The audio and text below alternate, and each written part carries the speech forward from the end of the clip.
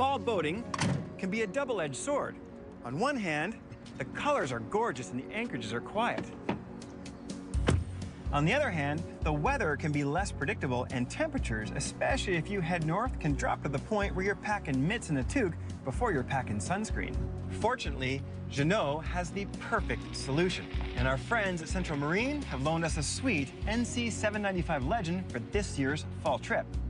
NC stands for New Concept and represents a European-designed line of boats ranging from 21 to 46 feet in length, all with one thing in common: hardtop enclosures and real glass windows.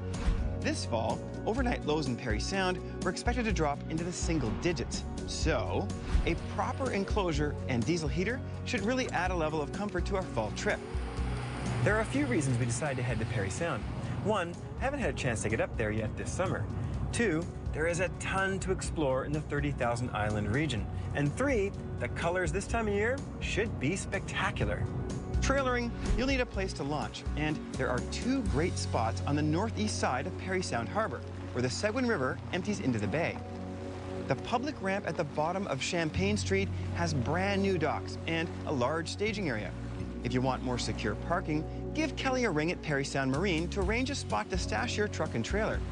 We needed fuel, so we stopped by for a quick chat. We're located right downtown Parry Sound, right underneath the train trestle, which is basically how we get identified by most people. We're open all summer long. We start April the 1st and we close generally around the start of December. We have 295 slips available, and we can store in the winter up to about 350 boats. We can take generally from 13, 14-foot boats up to around 32 or 33. We have washrooms inside, gas. People come here because when they fill up, they get a free pump out, so people like that as well. We have a marine store. We're a Mercruiser dealer, and we have certified mechanics to fix all makes of boats. Henry Wolsey Bayfield was appointed the Admiralty Surveyor for North America in 1817. In 1820, while surveying Georgian Bay, he named the well-protected harbor at the mouth of the Seguin River Parry Sound, after Sir William Edward Parry, the famed explorer of the Northwest Arctic Passage.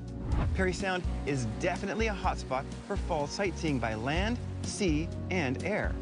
The Island Queen runs until Thanksgiving in October, as does Georgian Bay Airways. But we did not expect to see Ponant's 430-foot Le Champlain in the harbor on a scheduled stop from Milwaukee to Toronto. Talk about traveling in style. When we finally left Parry Sound, we were met with some less than ideal weather conditions. As soon as we left the protection of the harbor, we were exposed to weather one might expect this late in the season, which is probably why we were one of the only boats out on the water. There goes my nice clean windshield. Wow. Georgian Bay. Oy, ay, ay, ay, ay. Well, this is day one. We just arrived. We put the boat in. It's blowing like crazy, gusting to 50K. The rollers in the bay, just in this Parry Island Bay, are 4 or 5 foot. So small craft warning for sure. If we were an express cruiser right now, we'd be getting soaked. I'd have full wet weather gear on and I'd be freezing cold. But in this little 25-footer, we're bone dry, putting through 4.5 footers. Here comes the big one. We've got waves kind of crashing over the bow. We're only doing about 10 miles an hour. We've only been in the boat for 10 or 15 minutes and already I'm just blown away. Like, we're in some pretty serious waves. I don't know if I'd be really happy even in 37. So waves are actually coming over the bow a little bit, and we're using the windshield wipers to see, so they've already come in really handy. It wasn't 5 minutes ago I was dusting off the windshield and cleaning it. Well, that was kind of a waste of time because it's just soaked now. But we are dry. If I've got the wind just coming off the port side, I close the port window, open up the starboard window, and we're dry, but we got airflow to keep everything clear. And if you really had to batten it down, you might need a fan to clear the windshield. But what is so cool is that you don't have to stop boating. It's not that warm out, 16 degrees. And it's not stopping us at all. In fact, I'm pretty warm. As you can see, riding around our golf shirts. This is amazing. Knowing the weather would clear later this evening, we decided to head back to Parry Sound to wait it out. We could have easily pushed on, but we weren't doing the Jeannot or our equipment any favors in these conditions. This was also a perfect opportunity to take a closer look at the Little NC, which we will dive into later in the show. We have a ton more filming to do and have a slip reserved at Big Sound Marina tonight. With the sun getting low, I thought we'd catch a familiar sunset from the marina's elevated lookout. From mid-April to pretty much the end of August, on a clear night, you can catch spectacular sunsets from up here. But in October, I forgot. The sun sets almost 30 degrees further south. So for now, Big Sound Marina will be our home base until the crazy October winds die down. Later in the show, we will continue our journey around the 30,000 islands of Georgian Bay.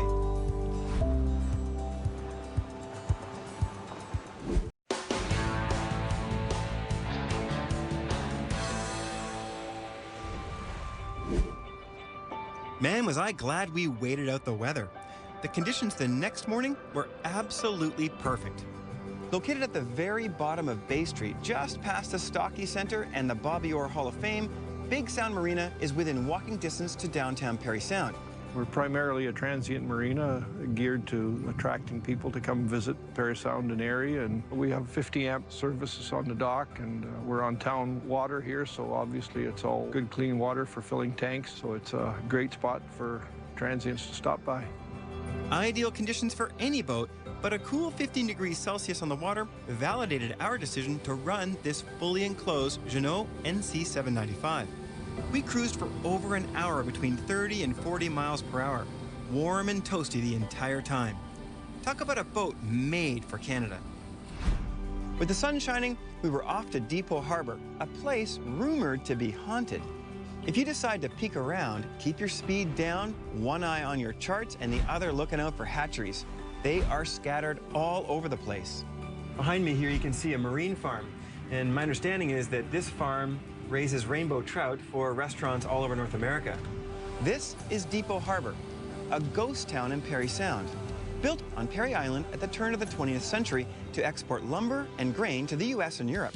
By the mid-1920s, Depot Harbor was considered one of the most prominent ports on the Great Lakes, with over 1,500 permanent residents and a railway station receiving trains every 20 minutes at its peak.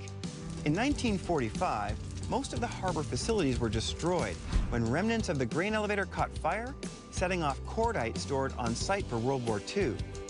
More evidence of the scale of this place can be found underwater, where remnants of the original wharfs still remain. And it's pretty cool to see that what used to be such a busy port is now busy again with a fish hatchery.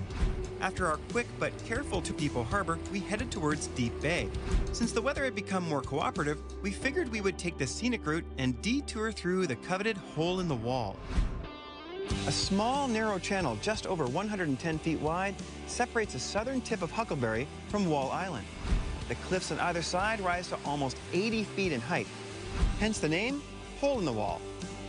To get into Deep Bay, you have to drive up the middle of the Three Fingers on the northwest shore of Parry Sound.